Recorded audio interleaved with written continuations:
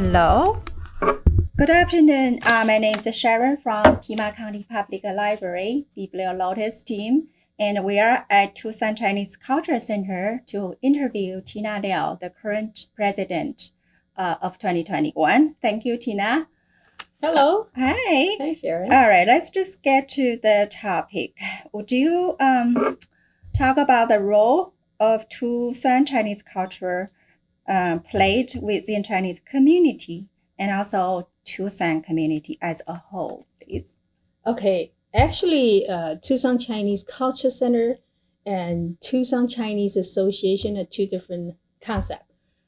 Tucson Chinese Association has established by the older immigrants over 80 years ago. Oh, that's a long time. Yeah, it's a long time. It's been a long time. And the Tucson Chinese Cultural Center, it was built, I think they start the groundbreaking around the 2000 or 1999, something like that. And then it's completed in 2005.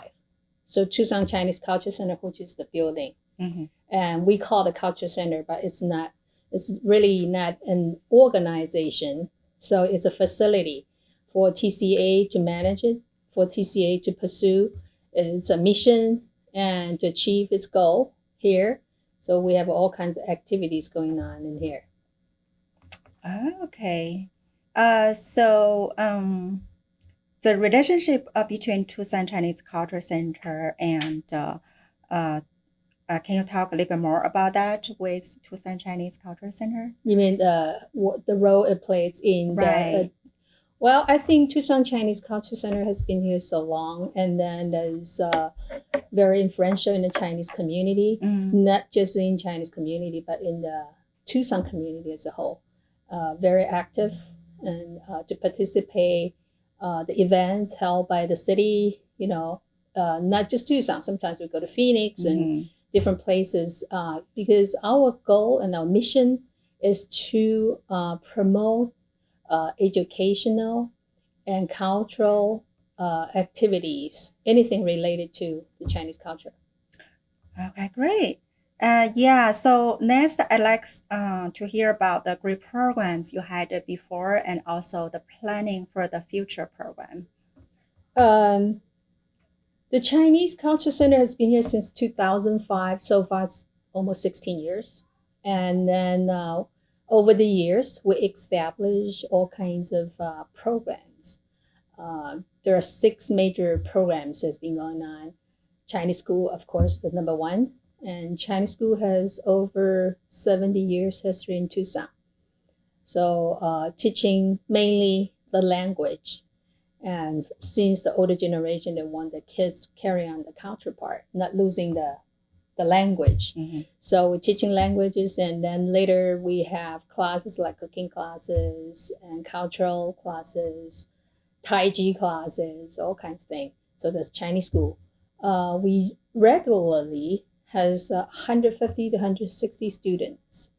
And this year it's a little bit slow because of the pandemic, but the Chinese school has been going on strongly. Yeah. I think Susan just mentioned that you have about 100 students. 105, 08, whatever, something like that. Okay. Yeah, it's not bad for the pandemic time.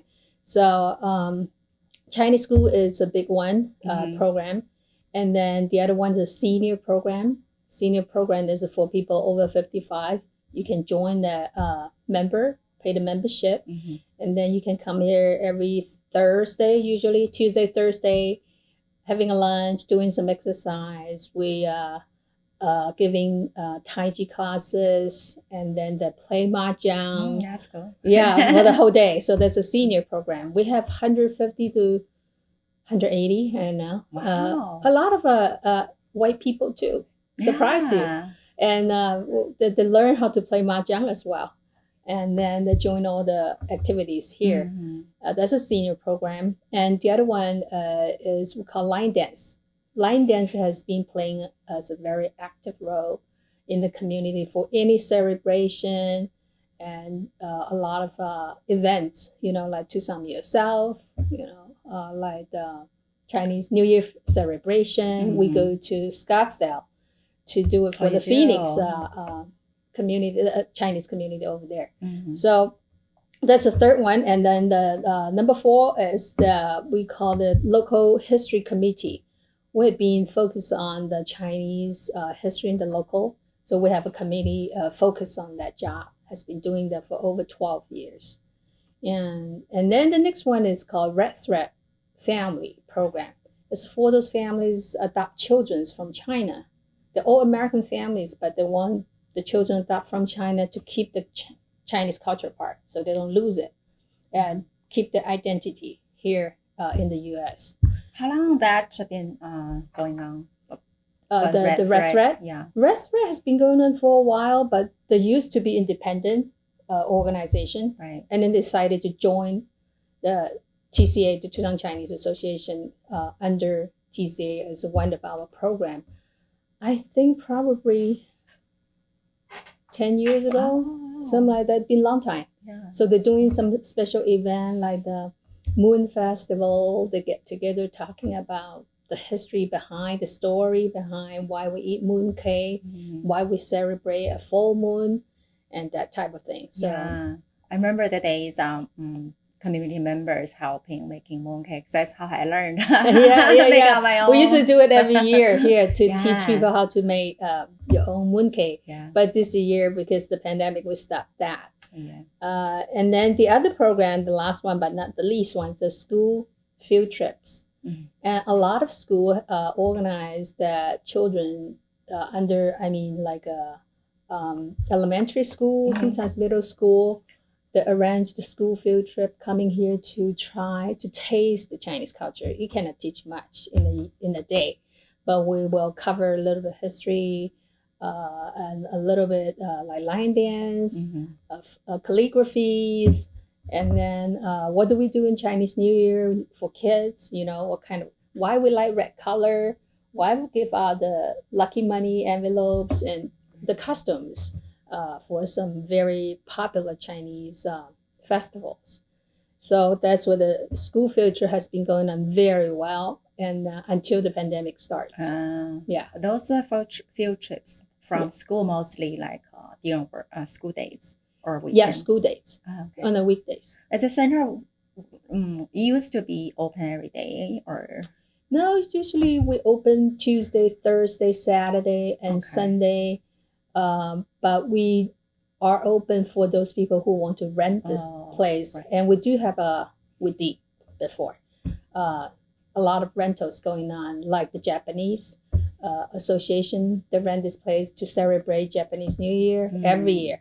Like Indian community rent a dance room to practice for the Dance Institute and to play volleyball, basketball in the back courtyard. Mhm. So when the rental is going on, so we open the center for them. Yeah. So Yeah. the rental is start getting back now for the public. I don't know. There is a one that tried to rent it at December sometime. So now we just open eyes to see what's going on next. If the pandemic, if the situation gets worse, we might need to consider that. Yeah. Right now we say yes, we'll rent it to you. You know. Yeah, that will support the center for financially, big time. ongoing. Rental is because one I know of our you all biggest- volunteering working for the center. Yeah. all the people on the board, Yeah. and then a lot of other people also volunteer a lot of time to help the center.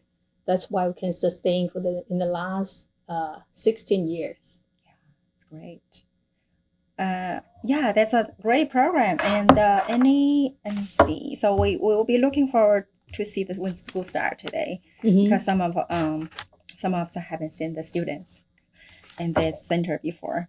Okay, so we'd like to know, how did you get involved with the Tucson Chinese Cultural Center?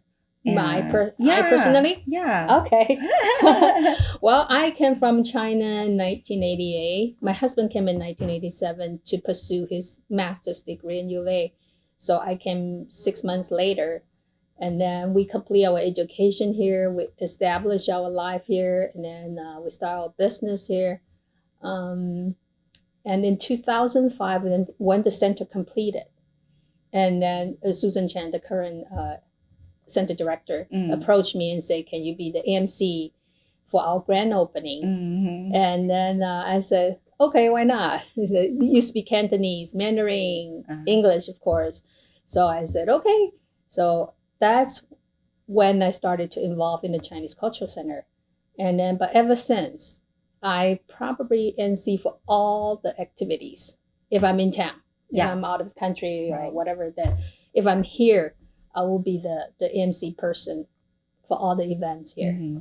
I remember it was always very, very busy. There are a lot of activities Yes, here. we used to have a lot. We celebrate Moon Festival. We do Chinese New Year, especially around Chinese New Year. There are all kinds of things going on. Yeah. And then in 2010, I think I started to serve on the board. The Tucson Chinese Association has a board. Mm-hmm. So I was the board director, one of the board directors by then. And then I was elected to be the president of Tucson Chinese Association, I think it's 2014 and 13, I forgot, for 2 terms. So I was the president then for 2 terms. I was the first new immigrant to be the president of Tucson Chinese Association. It's always the older, the people like born here, been living like here some ABC or those older generations. So there might be some new blood. Okay, to the TCA has been here over 80 years. So now in 2021, I was elected to be the president again. And congratulations. Thank you. It started in July 1st. So in a different time, and then our mission is a little bit different as well. So, you know, I have some thoughts and some plans for my presidency. Oh yeah. So what? So can you just talk about what your newer, maybe you have new vision or what your new project planning? Yeah, sure. You know, as new president, not that new, but I know this place long time. I've been involving in this for 60 years. And then as a president, I will still do the normal things, the cultural, promote the cultural, education, all kinds of events. But on top of that, I want to focus more on something new because the pandemic, you know, we need to do more in building up the understanding of us Asian Americans and our many contributions to society. There is some, what do we call, the hatred, you know, towards the Asian community. I think it's an ongoing thing since the pandemic. So I feel like I need to do something about it. That's because people don't notice much, don't understand us. We don't come here, Chinese, just to get something away. We came here as early as 1875 in Tucson area. Right. Yeah, but in California, it's way longer. Even earlier. Yeah, earlier. So in Tucson, it's 1875. So over the years, the Asian American or Chinese American has done some contributions to the society, education, technology, economies, and all kinds of effects that we made, some positive contribution to this country. I want people who live here to know that. So I want to devote myself as the president, or take the lead myself. I want to collect, organize, and record all those histories from the very early time to today, what the Asian and the Chinese community done for Tucson. to Tucson. And then I want to do to create the material, writing material in Chinese and English, in books, in print, in books.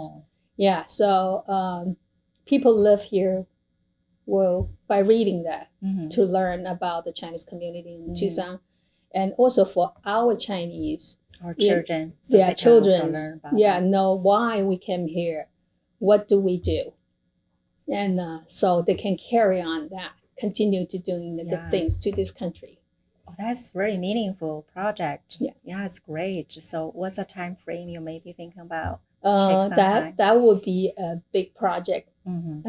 It will be a ongoing project as well. So we started because the older generation is getting old. They're all in the 80s and 90s, and some the grandchildren from the railroad workers. Mm-hmm. Now it's on the senior right now, and as you can see in the library here too, we have the honor award for people, the Asian community people that serve in the army since the Civil War in the U.S. First World War I, World War II, Civil War, and then Vietnam War, whatever, Korean War, and some of them died in the war, and some of them stayed to now, and some children are still alive, and a lot of stories and a lot of history. Yeah, a lot of history in local Asian people here. Exactly, right? Exactly. Yeah, I also like to learn because I really, we don't hear too much about that, Yeah, the idea is because during the pandemic, the Superior Court, Pima County, they say we want to learn, we want to educate our staff about the local Chinese history, but we couldn't find any books, we couldn't find any materials. And so they contact the Chinese Cultural Center and say, can you organize 1 hour class to give it to our staff to tell the local history, the Chinese history. So I work with Robin Blackwood, the local Chinese history committee. It has been over 12 years. So then we give them some 1 hour. We only cover a little bit, why Chinese came to the U.S. We have to tell them. We don't just come to Tucson. We came to the U.S. like LA, like other place first, to help building the railroad. The hardships that went through the older generation, and then they end up staying here, and the generations by generations to today. And then we opened the grocery store. It's another big history in in Tucson. When Tucson has a population of over 30,000 people, we have over 100 grocery store owned by Chinese. Oh, wow. To provide fresh produce, vegetables, fruits, they grow it, they plant along the Santa River. Yeah. So they sell it to the community.